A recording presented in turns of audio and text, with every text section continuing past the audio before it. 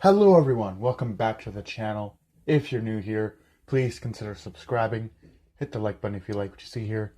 And with that out of the way, today we're going to be discussing the Skullcrawlers, the titular antagonist in the second MonsterVerse film all the way in 2017, Kong Skull Island. So let's take a look at the Skullcrawlers by looking at their kaiju profile. So let's get into it.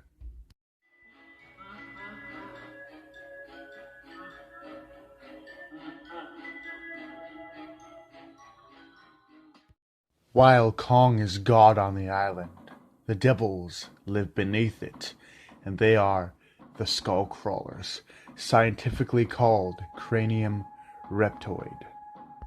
The Skullcrawlers first appeared in the second MonsterVerse film, Kong Skull Island, in 2017. As Kong is god of the island, the Skullcrawlers are forced to stay inside the underground caverns, which most people are calling the Hollow Earth, which is believed to be the space where creatures live underneath the earth and they move around during these little tunnel-like spaces. And it was talked about throughout all of the MonsterVerse films. It was a theory that doesn't really have any solid to it, but anything. So they live in the island's ventilation or the Hollow Earth, whatever you want to call it, and they come out at night to hunt and take down other creatures on Skull Island.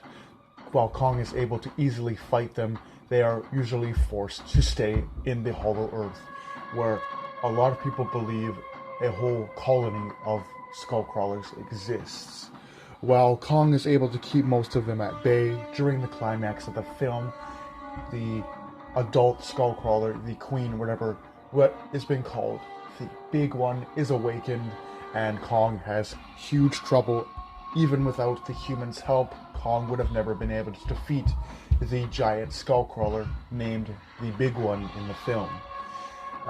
Although he did defeat it thanks to the help of the humans, think about if the humans weren't there. The adult Skullcrawler does have immense amounts of energy and strength, and as it is able to contort itself around King Kong, almost strangling him and biting into him and severely injuring him during their fight. However, Kong comes out on top thanks to the help of humans. In the official novelization of Godzilla King of the Monsters, the Skullcrawlers heard King Ghidorah's call and were about to escape the island. However, because of Kong, the Skullcrawlers were basically beat up and forced back into their island's ventilation in which they live. Now, it would have been interesting to see some of these Skullcrawlers escape the island and go on a rampage through New York. That would have been interesting. Maybe we'll see it in Godzilla vs. Kong. However, these creatures do tend to show immense amounts of strength, speed, and agility, and due to their long tails, they crawl extremely fast for their size. For the body weight that they'd be holding, these things are surprisingly fast and agile on their feet, and their face looks like that of a giant skull, with their eyes actually being farther down their head than a normal lizard. They have razor-sharp claws which they can be seen to attack Kong with by either hitting him or stabbing him with these claws.